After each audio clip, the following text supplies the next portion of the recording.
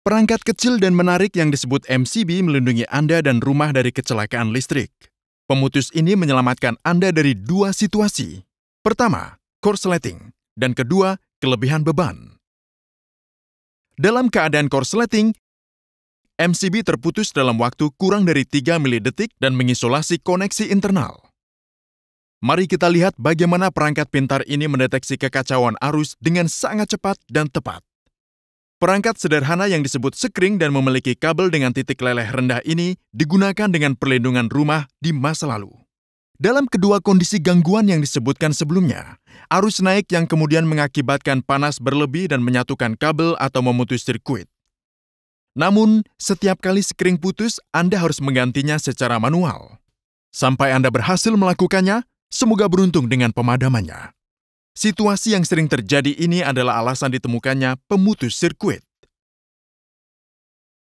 Pemutus sirkuit adalah mekanisme on-off otomatis yang membuat satu sisi kabel tetap bergerak dan sisi lainnya tak bergerak.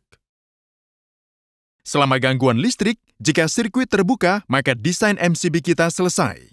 Setelah gangguan berakhir, cukup nyalakan secara manual. Sebelum masuk lebih dalam ke desain MCB, ada catatan kecil tentang arah arusnya. Sebuah MCB diaktifkan dalam waktu kurang dari 3 milidetik, yang jauh lebih rendah dari periode half cycle time dari arus bolak-balik, sehingga tidak masalah untuk menunjukkan aliran arus dalam satu arah selama analisis. Sekarang pertanyaannya adalah, bagaimana sistem ini mengenali terjadinya gangguan listrik? Jawabannya adalah karena ia memiliki elemen penginderaan yang mengaktifkan mekanisme pemicu. Pertama, mari kita lihat bagaimana kita bisa merancang mekanisme pemicu super cepat yang terbuka lebar. Mekanisme cerdas untuk mencapai tujuan tadi ditunjukkan di sini. Mekanisme ini memiliki tuas yang dihubungkan dengan cincin persegi panjang, seperti yang ditunjukkan. Cincin persegi panjang dihubungkan oleh dua pegas dan tuas tengah, seperti yang tertampil. Pada posisi ini, kedua pegas tersebut dalam keadaan netral. Saat tuas bergerak ke atas, pegas bawah mengompresi dan pegas atas mengembang. Gaya dari kedua pegas ini akhirnya ditransfer ke tuas melalui cincin persegi panjang dan gaya ini akan mengarah ke atas. Seperti yang bisa Anda lihat, pegas persegi panjang awalnya berada pada offset negatif ke tengah tuas. Torsi yang dihasilkan oleh gaya yang bekerja pada cincin persegi panjang akan searah jarum jam. Jika Anda melepaskan tuas pada posisi berikut, torsi searah jarum jam ini akan mengembalikan tuas ke posisi awal. Namun, jika Anda mendorong tuas lebih jauh, apakah Anda melihat sesuatu yang aneh dengan jarak offset? Tiba-tiba menjadi positif, yang berarti bahwa setelah ambang batas kritis, torsi akan bekerja berlawanan arah jarum jam. Saat MCB on, ini akan menjadi posisi tuas. Struktur MCB akan menghalangi tuas agar tidak lebih jauh berputar berlawanan arah dengan jarum jam. Sekarang, jika pemicu eksternal memutar tuas sedikit, torsi pada tuas tiba-tiba menjadi searah jarum jam dan sirkuit terbuka lebar dengan cepat tanpa memerlukan gaya eksternal.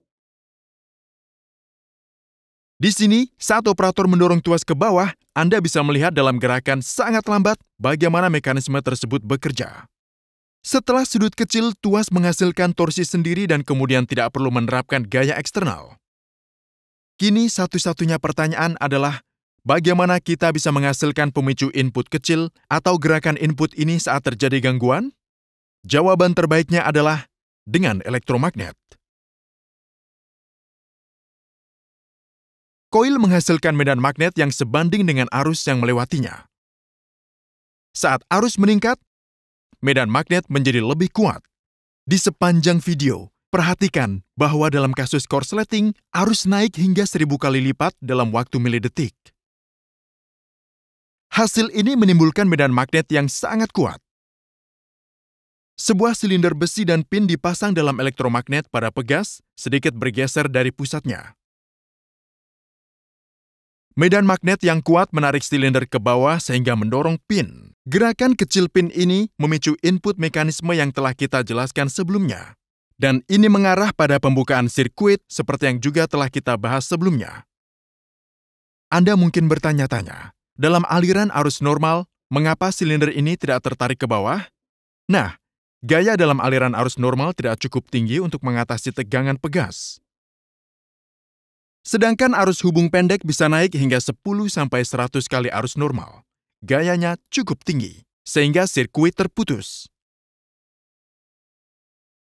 Bahaya gangguan belum berakhir di sini. Begitu kontak dibuka, arus tidak berhenti mengalir begitu saja.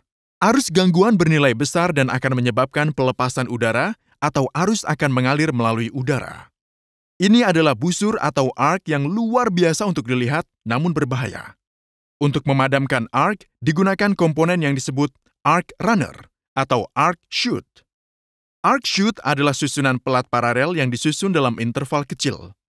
Saat kontak terpisah, arus gangguan berat yang mengalir sebagai arc memicu kenaikan suhu yang sangat tinggi dan bisa menyebabkan kerusakan.